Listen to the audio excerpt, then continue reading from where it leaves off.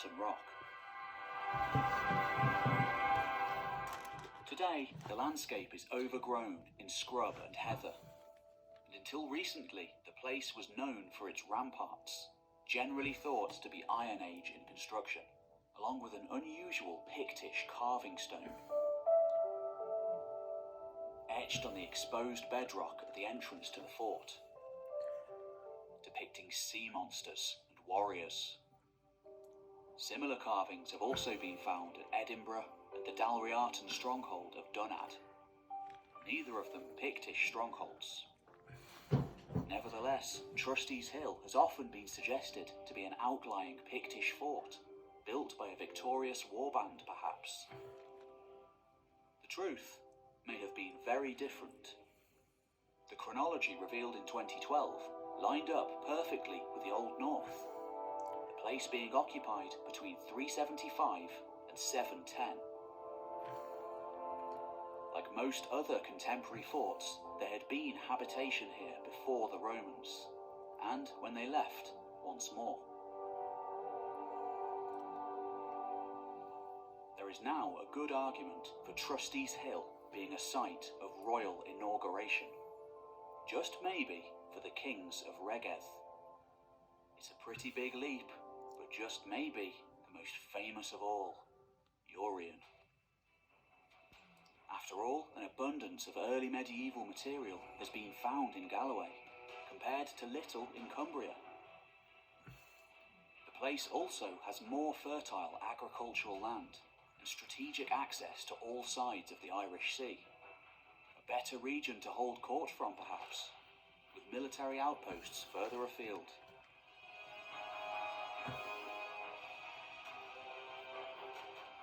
Like at the Moat of Mark, smelting slag suggests workshops creating high-status metalwork, though only tiny pieces have survived. Evidence of continental trade has also been found, whoever ruled this place enjoying trade links as far away as Ireland, the Isle of Man, Merovingian Gaul, and the far-off Mediterranean. And it isn't just Pictish influence that can be seen here, but Germanic too, giving tantalising clues that Regeth may have been more Anglian before the conquest than we realise. Freebooting mercenaries operating here, perhaps. And what did this kingdom look like? Well, it bears little resemblance at all to the Roman or late antique world where Romanitas continued in some form. This was a renegotiated power base for a Celtic people, in the context of recovery and a new order, rather than the continuation of the old. And even further west, we have yet another site, far more mysterious, as it's never been excavated, but proposed by many as a hill fort with early medieval habitation.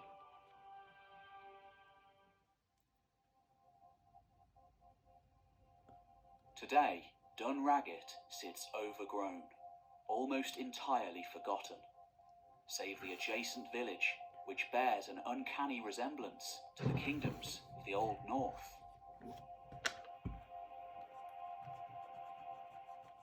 What happened here? We just don't know. Until it's excavated, it's a mystery. Archaeologists, let's get this place excavated.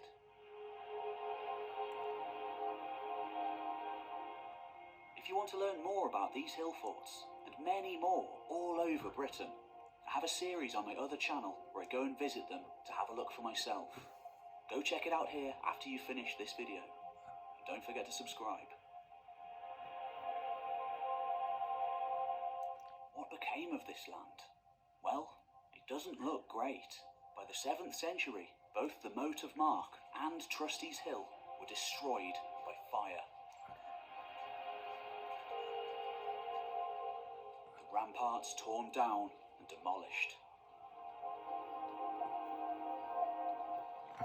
Soon afterwards, the Moat of Mark would be reoccupied, and tellingly Anglian runic inscriptions have been found etched on bones.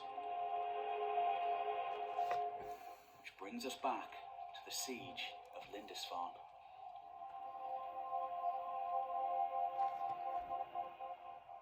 In the written sources, we're told that 5 kings succeeded Ida as rulers of Bernicia. 4 of them his sons, and another called Hussa.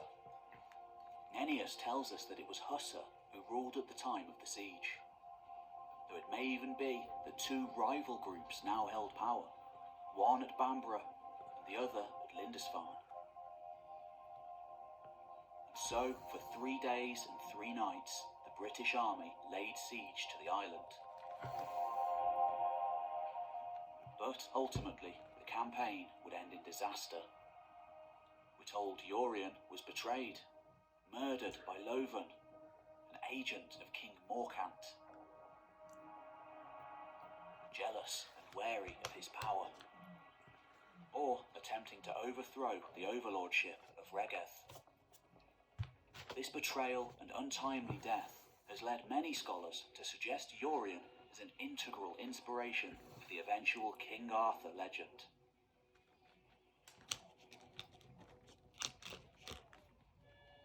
In the years that followed, the situation told of by the poets as of squabbling and war, allowing the Anglians time to not only survive, but regain their strength. Urien's kinsman, Luarch, sings of the king's sons being attacked by their father's enemies, Morkant, Gwalawag, and Dunnod the Stout, perhaps reflecting the decline of Regeth in the early 7th century.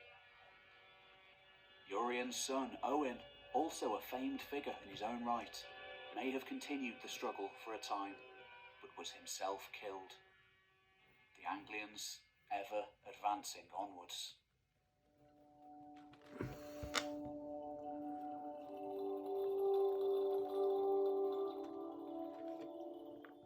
Though often portrayed as contemporaries living in the same age, Aneurin and Taliesin, in fact, may not have been. Taliesin sings the praises of courtly life and all-powerful battling kings of the mid-6th century. A buoyant, exuberant age. The good times.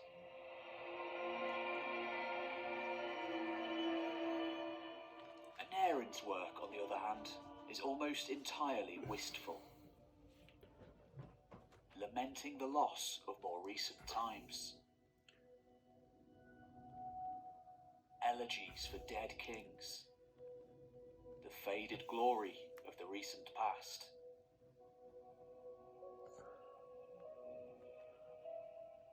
Thought to have been sung into existence in the early years of the 7th century, they lament a dying world.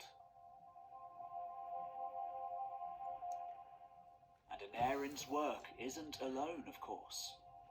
An anonymous song from the Red Book of Hergest is thought to date from around this time too.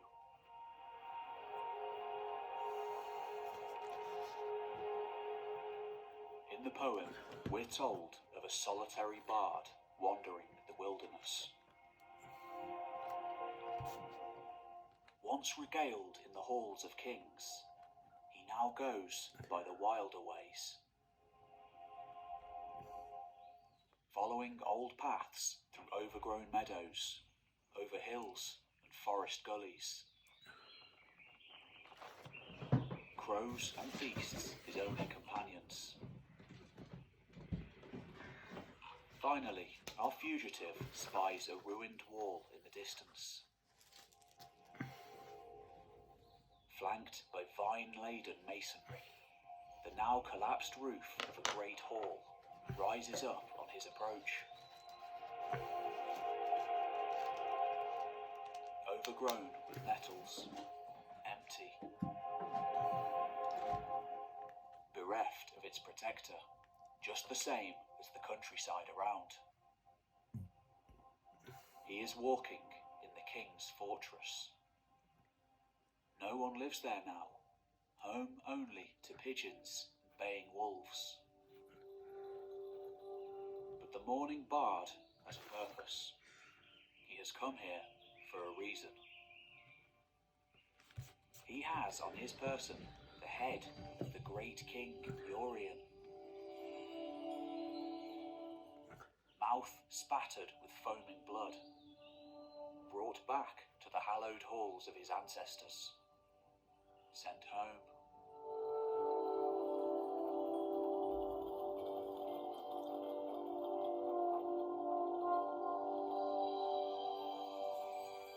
The passage has long intrigued scholars, for the bringing home of the head of a slain prince is known to have been a traditional pagan ritual amongst the Celtic peoples. Oh, that's a bit gruesome. Unfortunately, whether this is a genuine Celtic leftover or a later addition, we can't be sure. But the passage is thought to be old. Another mention by the poet Luarch mentions Yorion's decapitation too. And yet, Yorion is also called the Lord of Christendom in other sections. But who's to say these heavily Christian epithets aren't later additions? It's not perfect. After all, Yorion, like King Gwendolo of Afterid, was one of the 3 bull protectors of Britain. And other references in regards to him are made to malevolent, otherworldly birds.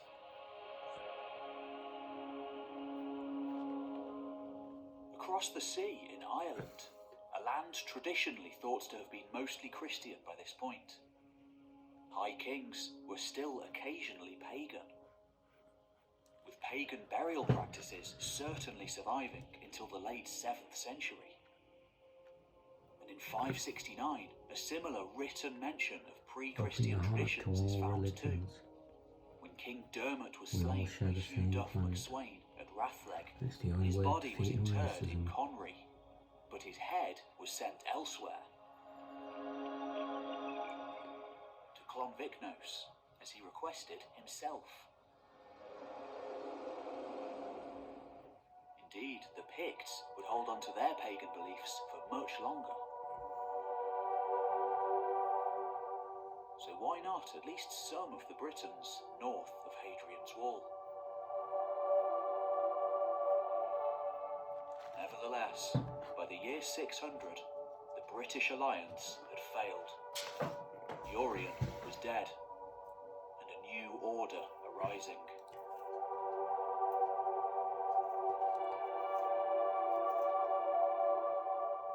Until the 590s, the northern Britons had largely escaped the calamities experienced by their southern neighbours. Their wars were amongst themselves, managing to hold their own against Picts, Irish and Anglians alike. But soon enough, this would change. Just as the Britons fragmented back into warring states again after the death of Yorion, a new warlord arose to lead the usually quarrelsome Angles of the eastern coast.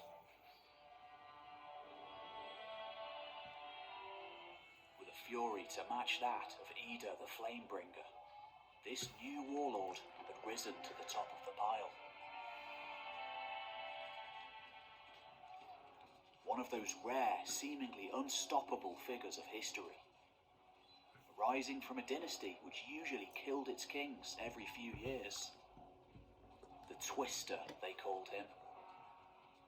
We know him as Ethelfrith, and he was destined to change everything in the space of a single generation. And with a new age comes a new foremost poet. Whereas Taliesin had praised the deeds of the men of the north, singing of their glorious victories in battle, our source for this age is Aneurin. He writes with sadness, for his was the twilight time of Cattraeth.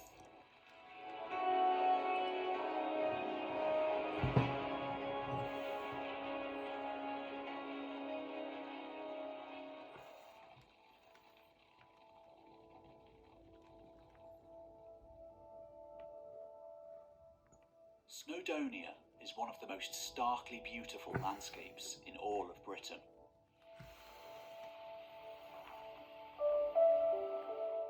Yet, it is a place awash with the memory of the past too.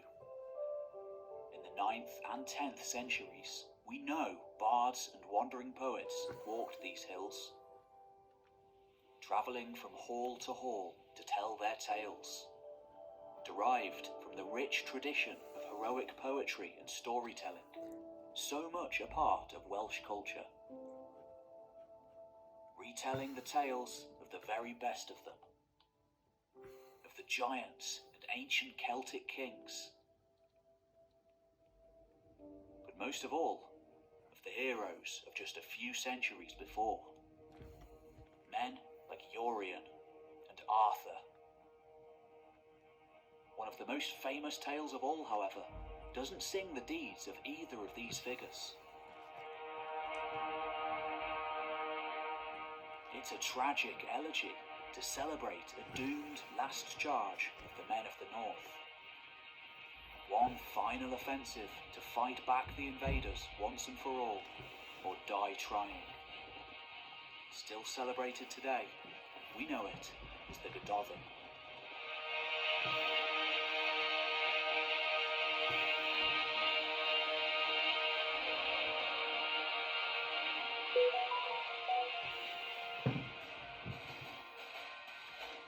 Today, Edinburgh is one of the great cities of Britain.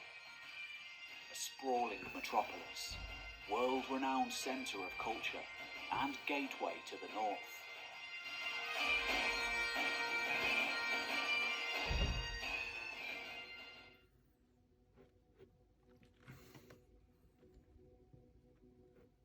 "1,400 years ago, it looked very different. For back then, this was a rural landscape, ruled over by the ancient Britons of old, never conquered by Rome.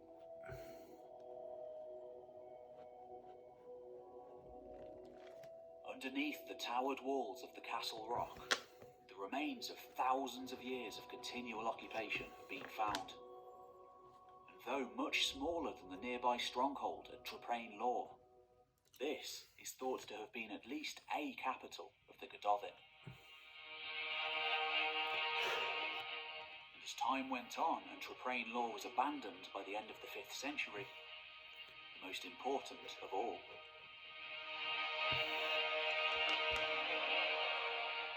Once a vast, sprawling high kingship, many scholars think the heartlands of Deira and Bernicia, both British names, had once been under Gododdin overlordship. By the year 600, though, all that had come to an end. Yet the kings here still wielded power over their neighbours. For some time around that year, Aneurin sings of a great mustering to the king.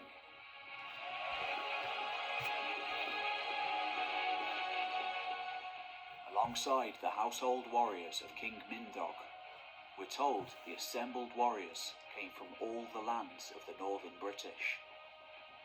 Gododdin, Alt Clwyd, Regedd, Elmet, and from Wales too, Pengwern, Powys, Gwynedd.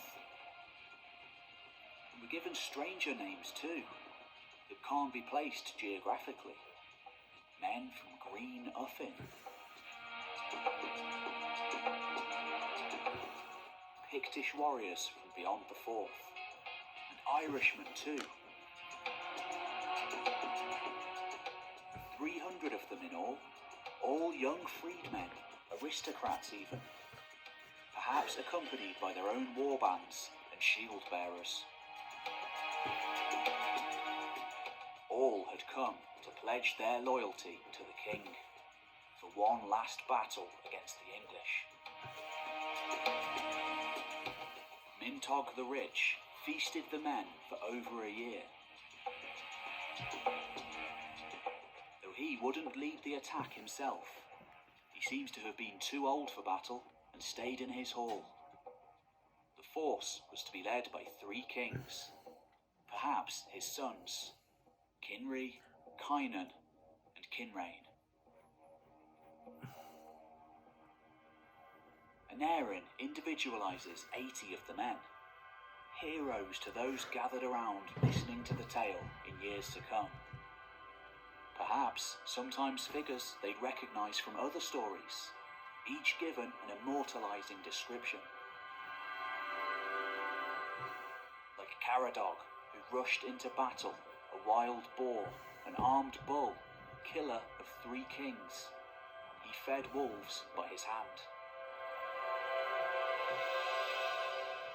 And Owen, who wore a coat of mail over his crimson undershirt, and is also described as wearing multicoloured armour. And Blaine, beautiful, he burned in gold and purple, riding his well-fed horses. And Aneurin stresses that these most renowned men of their day rode as a cavalry army, just maybe harking back to tactics from the late Roman world. After all, we know Anglo-Saxon helmets, reserved only for elite soldiers and kings, ultimately derived from those once worn by late Roman soldiers. So why not the Britons too? And so, when the year had passed, the men readied themselves to head south, a last alliance to curb the advance of the Anglians. They rode out to war, to death, to Catreth.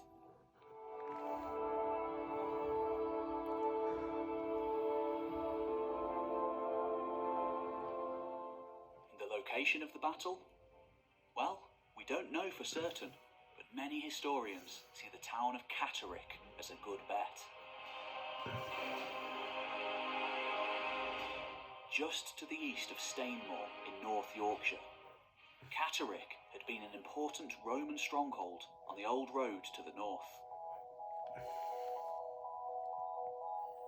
And though no archaeological evidence has of yet been found, the place has often been suggested to be an important royal stronghold for Urien in the later 6th century. Maybe even the location of the earlier elegy from the Red Book of Hengist. Archaeology does suggest that York and the entire surrounding area up to the central hill country had fallen under Anglian sway by the end of the 6th century. A Germanic elite ruling over a mostly British population, perhaps. And when Catterick and the surrounding countryside fell in the aftermath of Urien's death, which we know it did, the Anglians would have gained easy access much further afield via the Roman road. If the northern British were to survive, the place had to be retaken. And so the riders charged forth.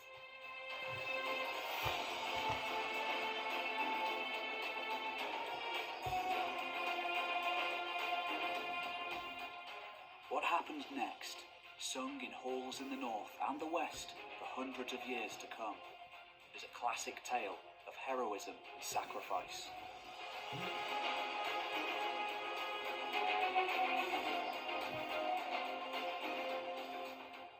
Said to have been opposed by a wildly exaggerated number of 100,000 warriors. The 300 British war leaders, probably supported by their own subordinates, soon made it to the old Roman ruins. Still an impressive sight after its abandonment just over 100 years earlier. But of course, the Germanic shield wall proved too strong. All the might of the Britons was not enough. Aneurin, who may have actually been present at the battle, composing the tale just a few years later, also claims to have been the only survivor. The 300 warriors, all riding to their doom.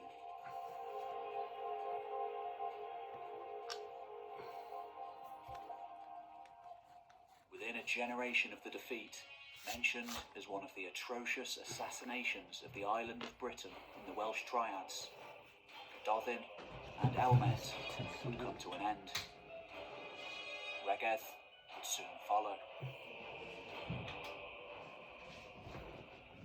And yet, the tale would continue to inspire generation after generation of Britons and Welshmen. From Cadwallon to Rhodri the Great, two kings who both eventually met their ends on the battlefield against Anglo-Saxon foes.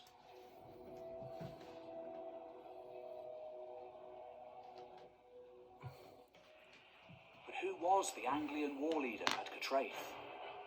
Well, we don't know for sure. Geography would suggest a Daeron contingent, still independent from the Bernicians of Bamborough at the time. And yet, Ethelfrith, or at least a sub-ruler under his command, still stands out as the most likely figure. After all, soon enough, he would rule both kingdoms.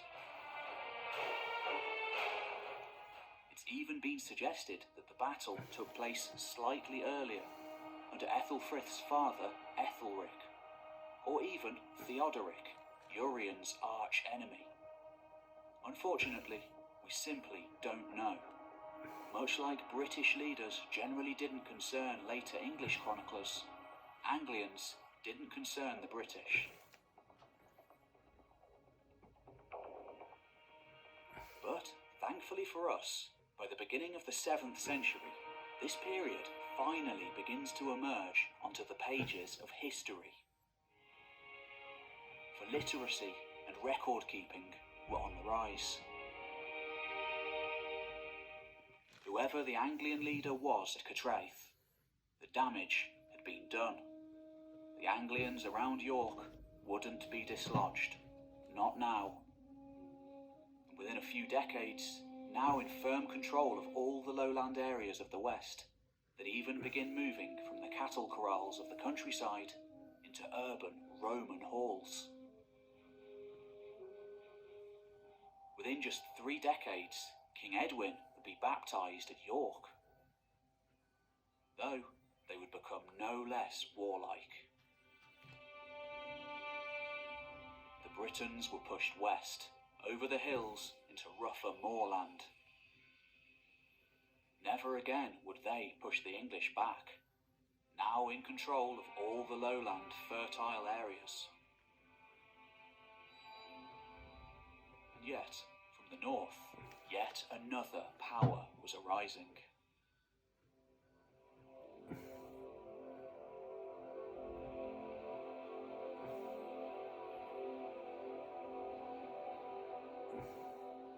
In the year 574, so says the Irish monk Adamnan, a new king came to power in the Gaelic sea kingdom of Dalriata.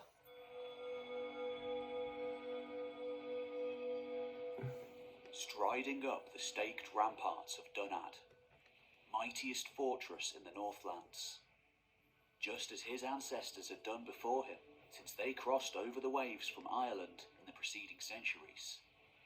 He would undergo the traditional rituals of inauguration at the Kingstone. The assembled lords of the islands amassed around him. For Aidan mac Gabrain was a descendant of Niall of the Nine Hostages, semi-legendary progenitor of a slew of royal houses who'd lived sometime in the 4th or 5th centuries. A figure who'd changed the political system in Ireland for good, revolutionising the old power structures by looking outside of the island, not within. Ravaging seashores far and wide, gaining great wealth and power in the process. Perhaps even taking part in the great conspiracy of the barbarians, spoken of in the Roman sources.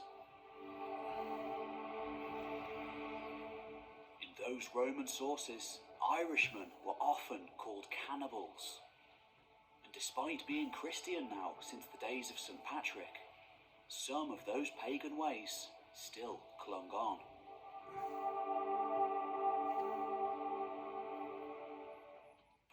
course, the succession was not uncontested.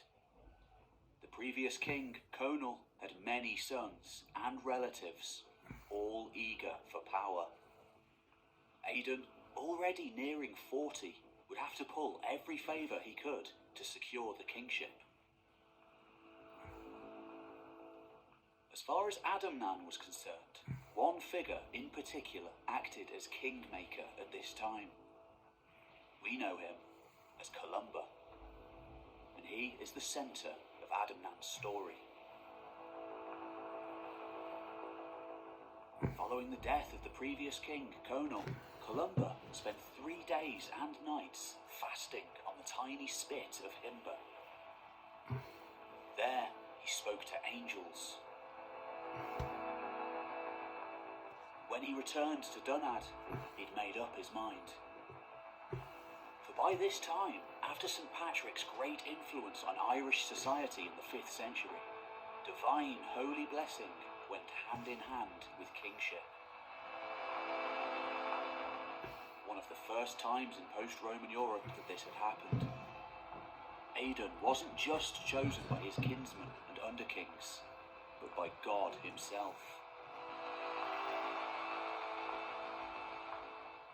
But this Christianity, left adrift to develop in the wild Atlantic for hundreds of years, was a far cry from the orthodoxy preached in Rome. Now imbued by the Kingstone, made powerful by Christian magic, King Aidan accompanied his kinsman Columba back to Ireland to broker an alliance with the assembled lords of the O'Neill. Yet more distant kinsmen descended from Niall. Then, his southwestern borders secure, almost immediately, Aidan went to war.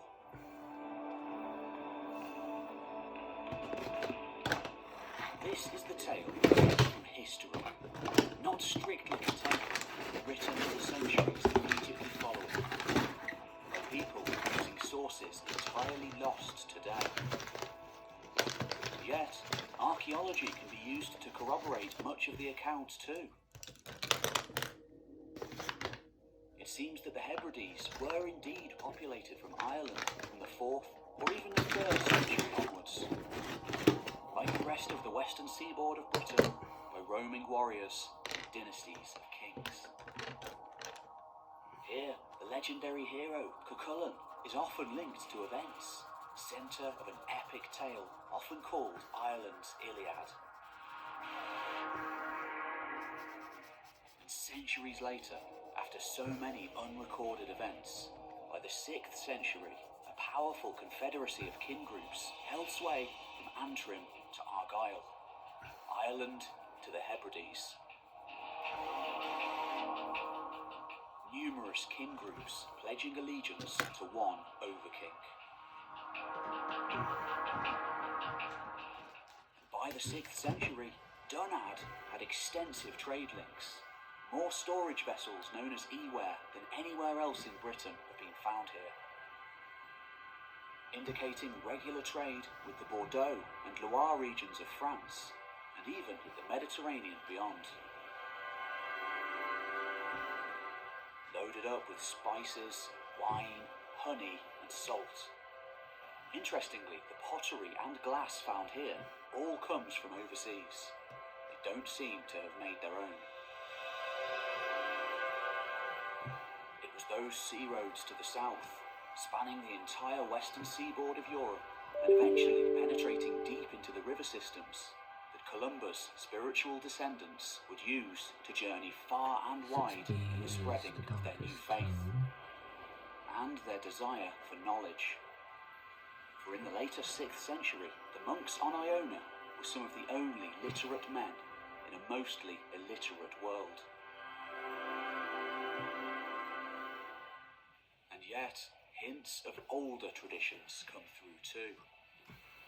When Columba, exiled from his native Ireland, founded his stronghold on the island of Iona, there are hints of a blood sacrifice made to consecrate the ground. A human sacrifice. Yet Adamnan also writes of 30 monasteries personally founded by Columba, who ranged far and wide in Pict land, converting people, as well as transcribing hundreds of books. And amazingly, it's because of the literacy on Iona, where a now lost chronicle seems to have been maintained throughout this era, that we have a unique document telling us how many men Aidan could muster.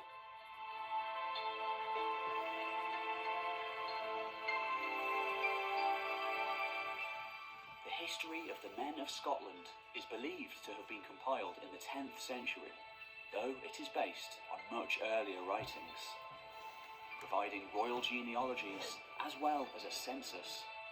No other document of its kind survives for this era. In the work, we are told that Aidan could muster well over 1,000 men, a huge force for the time. There is even reference of a sea battle fought by sailed curraghs, some of the best ships of the era. In other Irish sources, we're told that Aidan fought a sea war in 580 against Orkney's Pictish defenders, and no doubt against other groups of Picts too. But for our story, we must look to the south, back to the Brythonic Welsh sources.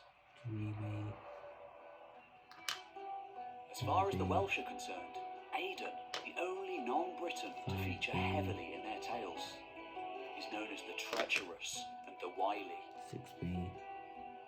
Perhaps earning this name after the collapse of an alliance with Redek Hyle, king of Dumbarton Rock. Another triad records Aidan's host as one of the 3 faithful warbands of the island of Britain, as they went to sea for their lord. Maybe reflecting a lost account of an expedition to Man or Orkney, perhaps suggesting a significant British contingent in Aidan's army. Indeed, many Welsh works claim that Aidan had a British mother. A dynastic allegiance between 2 kingdoms, perhaps. So then, by the start of the 7th century, it's speculation, but there is a chance that Aidan may have grieved when he heard of the slaughter at Catrath. His people shared the same religion as the Britons, much more of a similar way of life.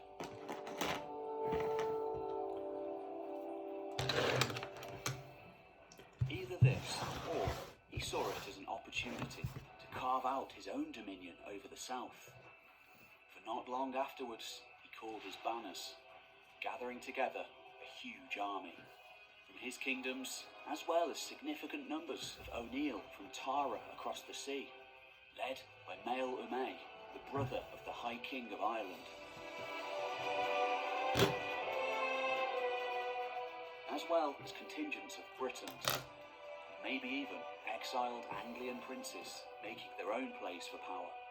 These are hinted at in archaeology of Dunnad.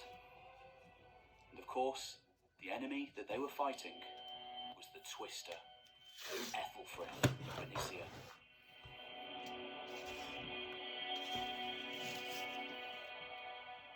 By the year 603, a reckoning was on the way. Elsewhere in the world, the tyrant Phocas reigned in Byzantium. To the east, the Sasanian Shahs sent forth their armies to do battle, still standing guard over one of the largest border walls the world had ever seen. The latest incarnation of classical Eastern empires to arise in Mesopotamia ever since the Sumerians many thousands of years before. Further east still, the first great Turkish confederation, the Blue Sky Gurk Turks, still Tengriist in their belief system, held sway over nearly the entirety of the Eurasian steppe. In Arabia to the south, polytheism still reigned. For this was an age before Islam was even born.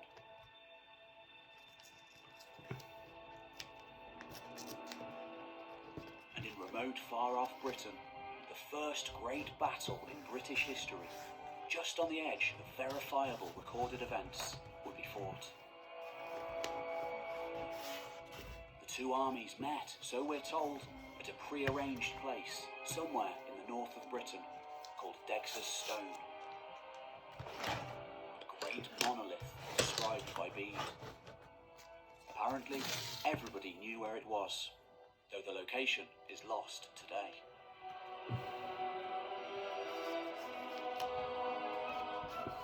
The ensuing battle, by far the largest conflict since the fall of Roman Britain, pitted the two foremost superpowers of the north against one another, squabbling over the carcass of the Old North. To the victor would go the lands of the Britons.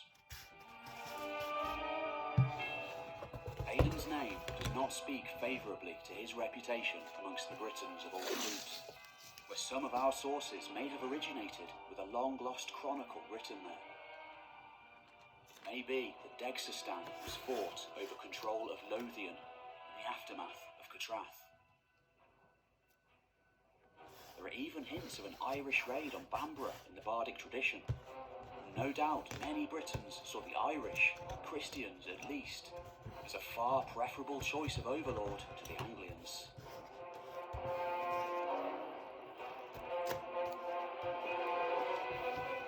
We don't actually know whether Ethelfrith was present at the battle, though it's likely he was.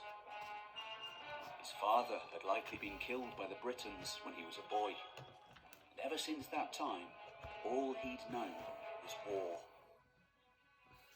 By the time he came of age, he didn't just have one axe to grind. He had thousands of them. Outnumbered as they were, the Anglians were probably better armed and better motivated. They marched in several detachments, led by largely independent war leaders, followed by incredibly loyal followers. Ethelfrith's brother, Theodbald, led one of the Anglian detachments, supported by elite hearth troops, professional career soldiers whose code and very way of life demanded they fight to the death if their lord was killed. No doubt many of them veterans of Catrath, trailed by a swarm of less well-equipped regular farmer soldiers eager for glory.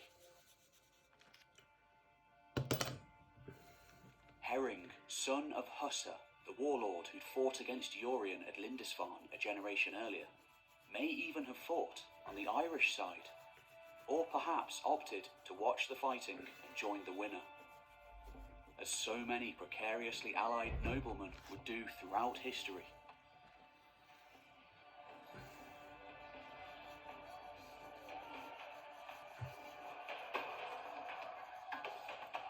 The fighting was brutal, lasting all day. We can imagine the Anglian shield wall shattering the British cavalry charge again and again, those suffering horrendous casualties in the process. According to Adamnan, Aidan's son, Domingard, was killed in the fray, along with the Irish prince, Mael Umae. Yet Theodbald died too. We can imagine his retainers going to their doom around him, devastated at the death of their lord, their sole means of attaining glory and power. Even hundreds of years later, long after Christianity took hold, Anglo-Saxon soldiers still saw it as their God-given duty to either die for their lord or triumph against the enemy that killed him. Tradition dictated they would be cast out from society if they didn't. And this grim determination may be one of the reasons for their success in the battle. Chopping off the head of the snake simply didn't work with this enemy. They would fight harder, and if victorious, another would take the Lord's place.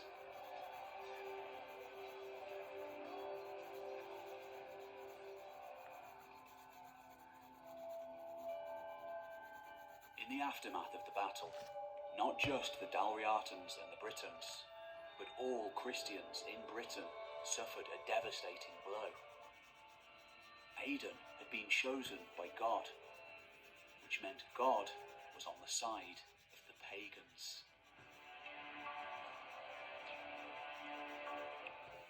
It must have been a terrifying existential crisis. Within a year or two, Ethelfrith successfully annexed Deira, unifying the two Anglian kingdoms into one, laying the foundation for the kingdom of Northumbria, adding its young warriors to his growing force. For him, the battle was especially beneficial, taking out Anglian rivals as well as the Irish. Bede tells us that not only was almost the entire Dalriatan force wiped out, but never again, even right up until his own time, well over a century later, would the Irish ever dare to attack English lands, thus putting an end to almost 300 years of Irish piracy and raiding on British shores. In the space of a single day, everything had changed.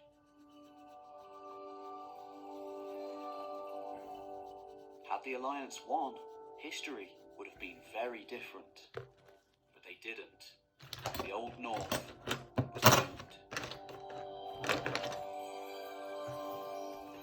The choice was now simple.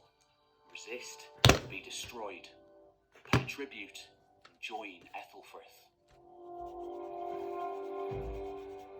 In the years to come, Ethelfrith's warriors ranged far and wide. As far as the Welsh stories are concerned, brutalizing those who opposed them, driving them out, killing or taking slaves of anyone who hadn't already fled.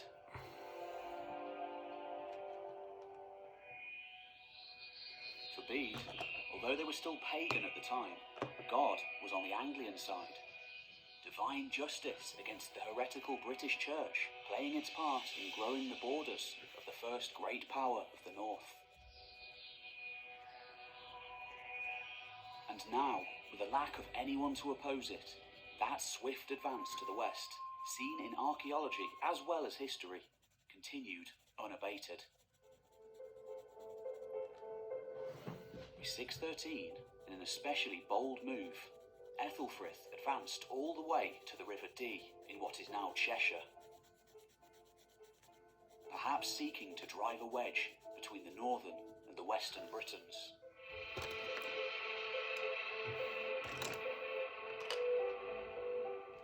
Dedicated to a Celtic war goddess in days gone by, perhaps still venerated by some, the Dee was a stronghold of British rule.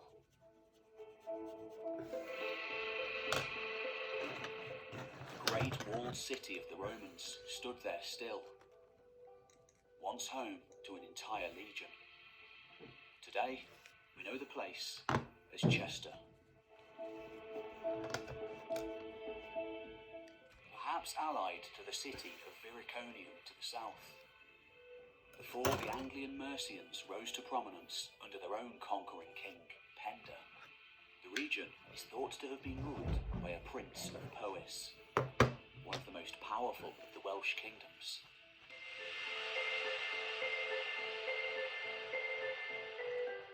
Sometimes known as Solomon in the Welsh triads, Seliph, son of Kynan, was a feared fighter in his day, known as Serpent in battles.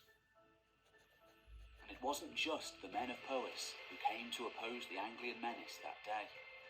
Bardic tradition suggests the entire power of North Wales may have come to their aid. Notably, a contingent He from said to Gwynedd. her that he wants a family And it wasn't and just a number of fighters either. occasions. Hundreds of monks from the nearby monastery of Bangor came too, praying for the victory of their countrymen. When Ethelfrith arrived at the battlefield, however, he spotted these priests, working their Christian magic, yet separated from the main force. Ordering his men forwards, they were cut down to a man. As the main Welsh force entered the fray, their morale already low, having witnessed the slaughter of their holy men, they too fell to the Anglian swords. Selif's death is recorded in the Annals Cambriae. Chester became an English city, and Cheshire an English stronghold. Turning what had started as essentially a pirate band operating out of Bamborough just over a decade before into the most powerful military force in all of Britain. Scores of armies had tried to stop them. They'd all failed. No doubt many more unrecorded battles taking place too. But then, in 616, in one of the great changes of fortune in British history, Ethelfrith, Master of the North, triumphant in battle, outstretched himself.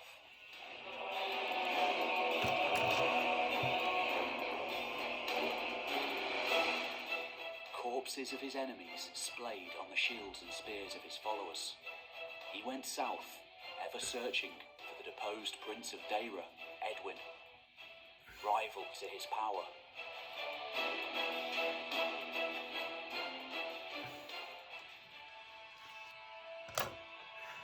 There, on the southern borderlands of his realm, with only a small force around him, he was ambushed by another king. For Edwin had found a powerful ally.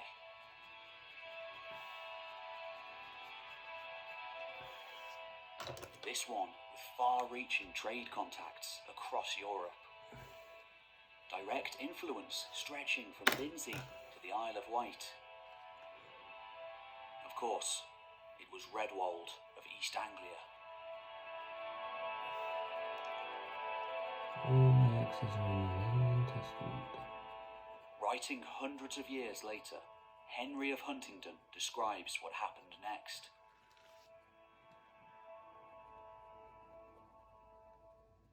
Hemmed in onto the banks of the River Idle, Ethelfrith lurched forward, charging towards Redwold's son, Rayner, cutting him down in his battle fury. Massively outnumbered, with just a few select men, Ethelfrith raged into the East Anglian line, revelling in the slaughter, systematically slicing down man after man. Yet Redwold's numbers were simply too much. He may have even sailed his army up the coast into the Humber to cut the Bernicians off. And it was only a matter of time before Ethelfrith was surrounded, overwhelmed and slain, allegedly on a pile of corpses stacked up around him.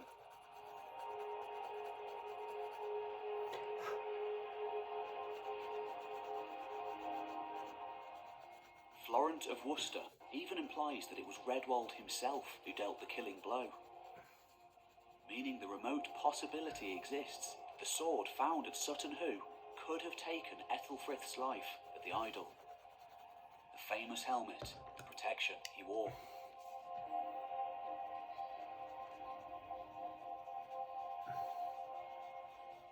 Whether he dealt the killing blow or not, his strategy put an end to the Bernician expansion for a time. The only thing that could kill this Anglian warlord was another. Unlike Redwold, who may have died of old age, probably at least partly a Christian, Ethelfrith joined the ranks of practically every other king of Northumbria in 100 years. Cut down in the prime of his life, resolutely a pagan, he went on to feast in the halls of his ancestors.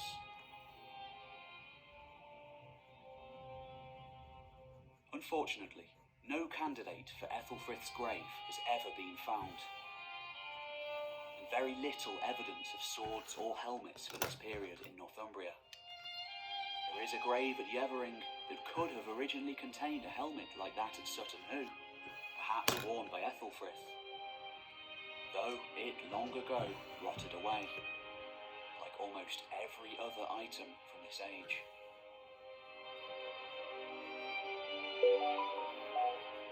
Only 16 years into the 7th century, the British were effectively out. Thousands. There was a new order. You couldn't even be able to count The the amount of Anglo-Saxons gods that there are and definitively goddesses. in the driver's seat. There was a new king in Northumbria too. This one hailing from the southern kingdom, Edwin. Initially under the overlordship of Redwald of East Anglia. I still see green clouds on the Though map. soon enough, he would pass away, allowing Edwin to go it alone.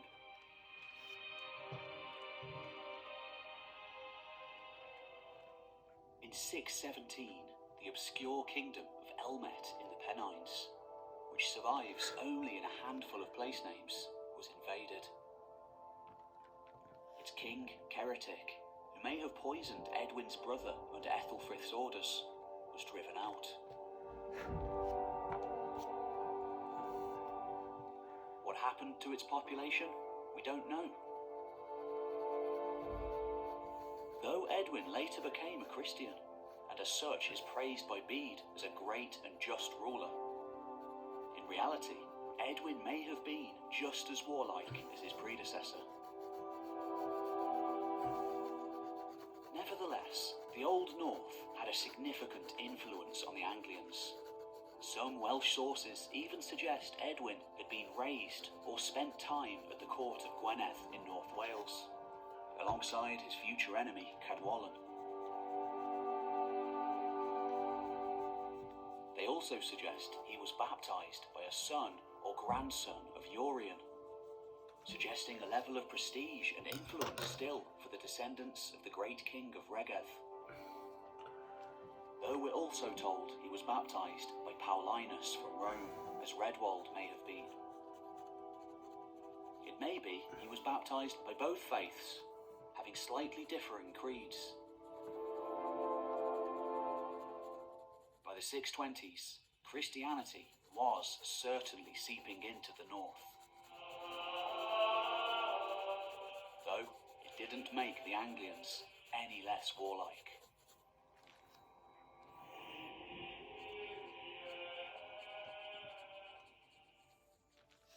Declining in influence over the years to the point of obscurity, it would nevertheless be several decades yet until the strongholds of Regedd and Gododin would fall.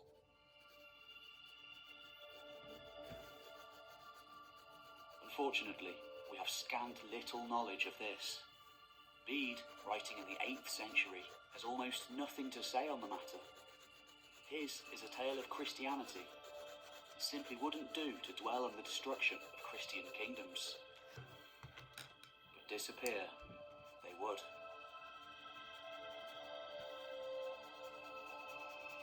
One particularly important event is spoken of in the Irish annals in 638. During the time of Edwin's successor, Oswald, the son of Ethelfrith, who rose to power after the death of Edwin at the hands of Cadwallon of Gwynedd and Penda of Mercia, an unlikely alliance between British Christian and Anglian pagan